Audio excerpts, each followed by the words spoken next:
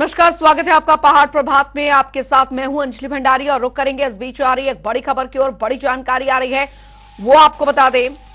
बड़ी और अहम खबर, गांधी जयंती पर होगा राजकीय कार्यक्रम का आयोजन। ये इस वक्त की बड़ी खबर। रिज मैदान पर भव्य आयोजन की तैयारियां यहां पर की जा रही है। राज्यपाल और मुख्यमंत्री भी शामिल रहेंगे, तो विपक्ष के नेता भी शिरकत कर सकते हैं, ऐसी जानकारी फिलहाल मिल रही है। शास्त्री जी को भी दी जाएगी श्रद्धांजलि। इस वक्त की बड़ी खबर आपको बता दें, गांधी जयंती पर होगा राजकीय कार्यक्रम।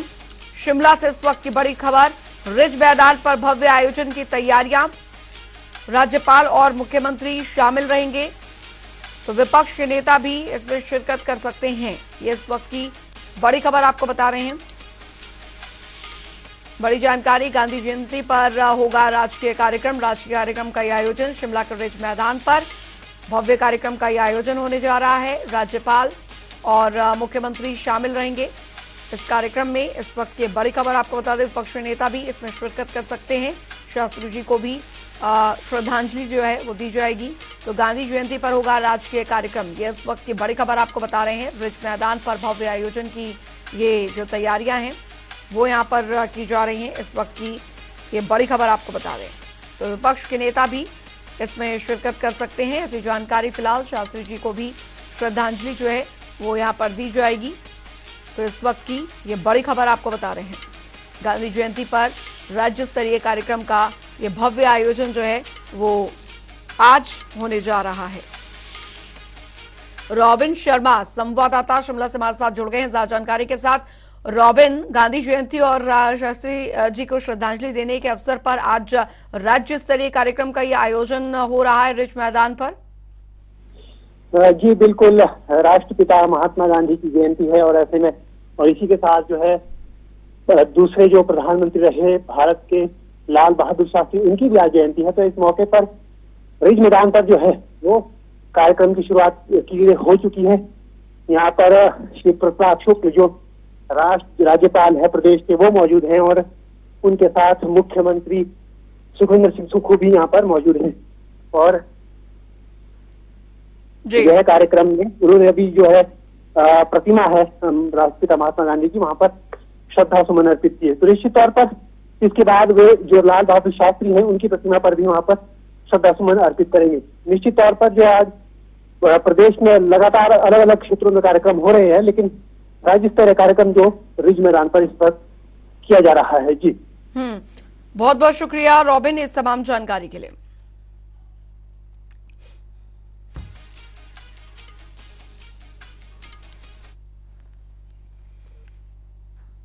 बढ़ेंगे आगे, उधर राज्य स्तरीय मैराथन का आगाज हो चुका है। मुख्यमंत्री सुक्खू ने इस मैराथन को हरी झंडी दिखाई। इस दौरान स्वास्थ्य मंत्री धनराम शांडिल मौजूद रहे। खास बात रही कि मुख्यमंत्री ने एड्स कंट्रोल समिति की तारीफ भी की और ये तारीफ दरअसल एड्स कंट्रोल में अच्छे काम के लिए की गई।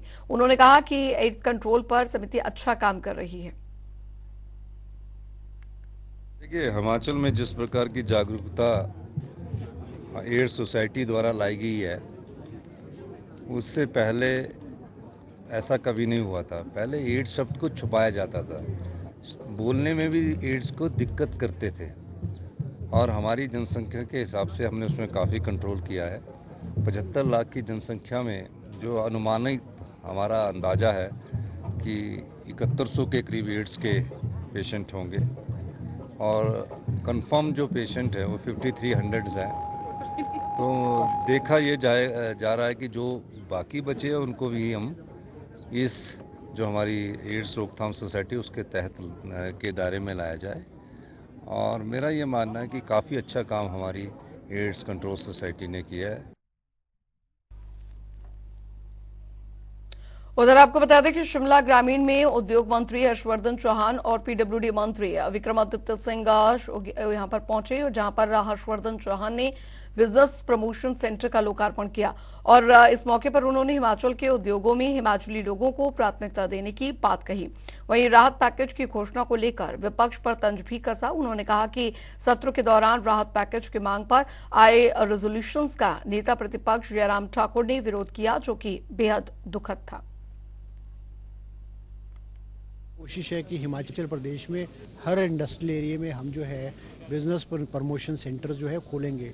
हमारे बद्दी बरोटी वाला में है, हमारे ऊना के बाथू में है, मगर जहाँ जहाँ नहीं है हम जो है वो उसको खोलेंगे।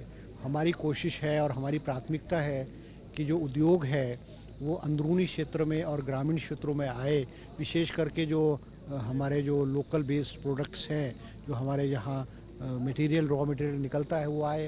अभी होगी में भी यहाँ एक बहुत कुछ कोई 50-55 यूनिट्स हैं जो काम कर रहे हैं, और एक प्रोसेसिंग प्लांट टोमेटो का भी यहाँ पे कोई 18-20 करोड़ रुपए की लागत से कार्य कर रहा है। उधर हर्षवर्धन चौहान के साथ पीडब्ल्यूडी मंत्री विक्रमादित्य सिंह भी मौजूद रहे। उन्होंने शिमला पर बढ़ते जनसंख्या के बोझ की बात कही। विक्रमादित्य ने कहा कि शिमला को 20,000 लोगों के हिसाब से बसाया गया था, लेकिन आज इसकी जनसंख्या इससे कहीं ज्यादा है। ऐसे में शहर से जनसंख्या को डिस्प्लाइज करने की जरूरत है।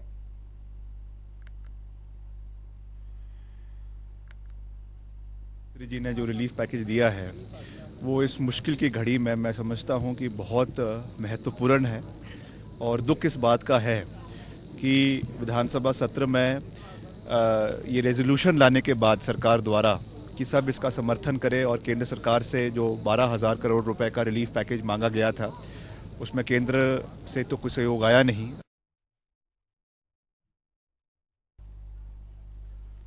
उधर बड़सर के लोक निर्माण विभाग के रेस्ट हाउस में दरअसल केंद्रीय मंत्री अनुराग ठाकुर ने लोगों की जन समस्याएं सुनी। रेस्ट हाउस में पहुंचने पर केंद्रीय मंत्री का कार्यकर्ताओं ने जोरदार स्वागत किया। इस मौके पर अनुराग ठाकुर ने कई समस्याओं का मौके पर ही निपटारा भी किया और बाकी बची हुई समस्याओं को जल्द सुलझाने के लिए अधिकारियों को निर्देश दिए। इस दौरान उन्होंने शौर्य जागरण यात्रा पर भी जानकारी दी।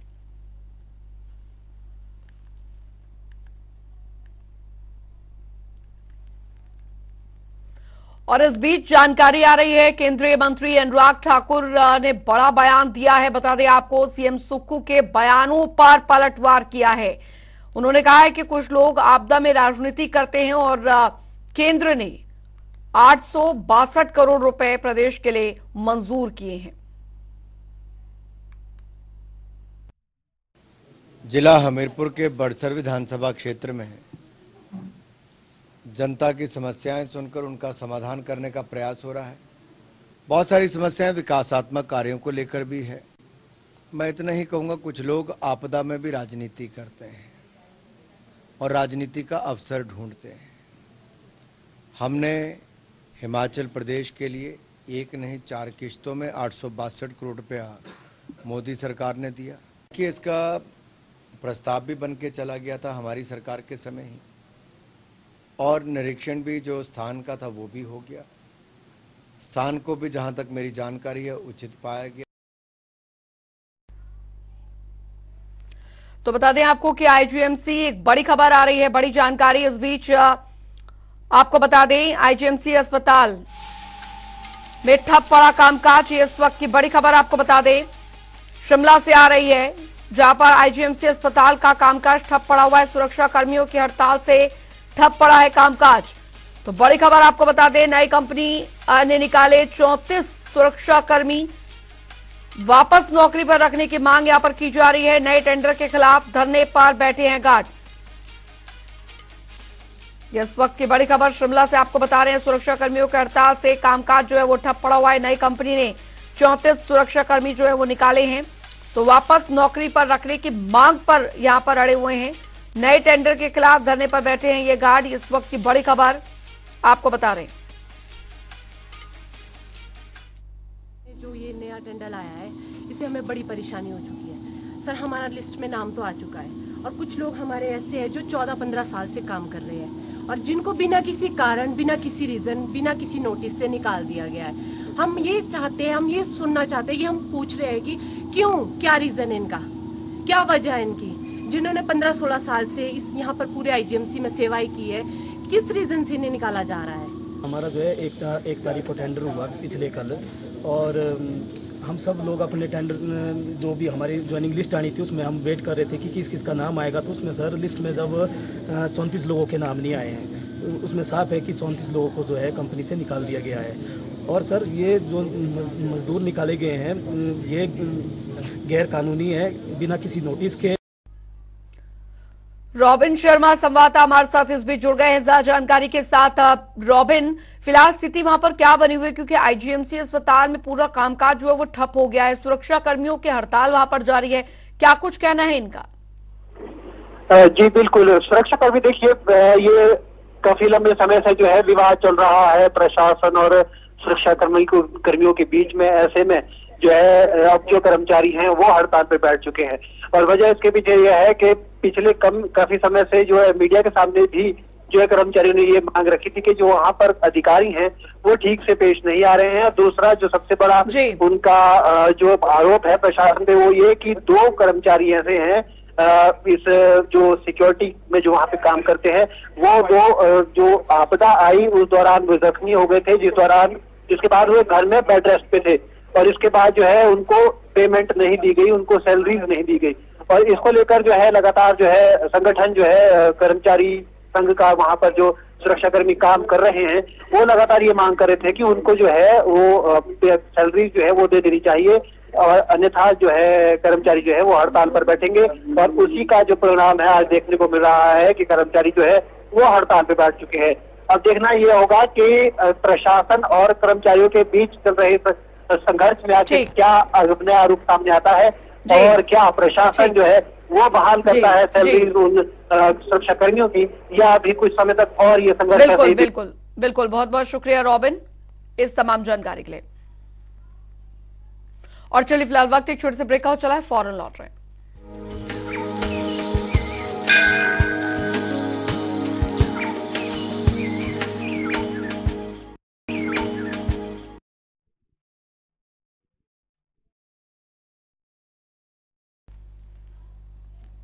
ब्रेक के बाद स्वागत है आपको। सीधे लिए चलते हैं शिमला के रिज मैदान में, जहां पर गांधी जयंती के मौके पर आज उस भव्य राज्य स्तरीय कार्यक्रम का आयोजन हो रहा है।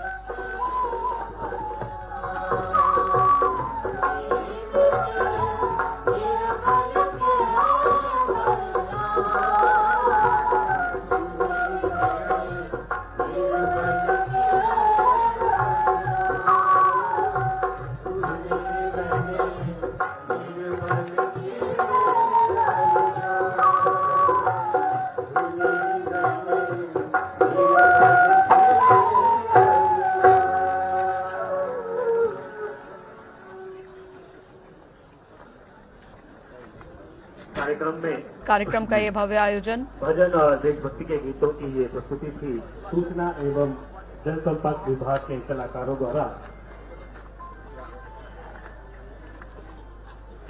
इस अवसर पर सूचना एवं जनसंपर्क विभाग द्वारा राष्ट्रपिता महात्मा गांधी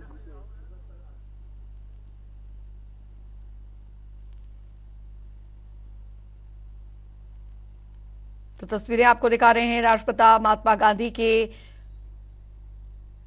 आज 2 अक्टूबर के मौके पर इस भव्य राज्य स्तरीय कार्यक्रम का जो आयोजन है आज रिज मैदान पर हुआ है। तस्वीरें हम आपको दिखा रहे हैं और गांधी जी के संघर्षों की पूरी जो कहानी है वो यहां पर प्रदर्शित की गई है।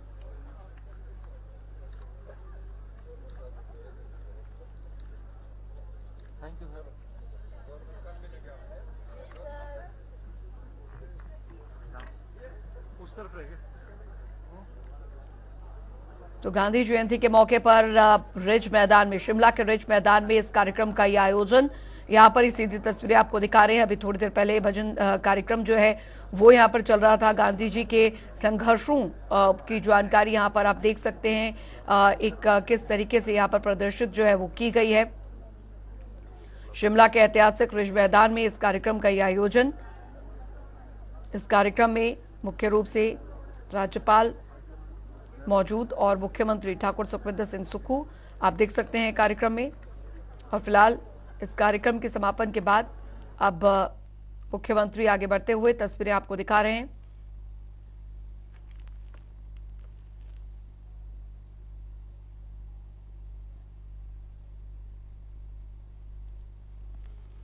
तो शिमला के रिज मैदान पे एक्सक्लूसिव तस्वीरें हम आपको दिखा रहे हैं। गांधी जयंती के मौके पर इस राज्य स्तरीय कार्यक्रम का भव्य आयोजन यहां पर किया गया है। भजन संध्या फिलहाल अब समाप्त हो चुकी है और ये कार्यक्रम अब फिलहाल समाप्त हो चुका है। तस्वीरें हम आपको यहां पर दिखा रहे हैं ऐतिहासिक रिज मैदान की। गांधी जयंती पर इस राज्य स्तरीय कार्यक्रम का आयोजन शिमला के रिज मैदान पर।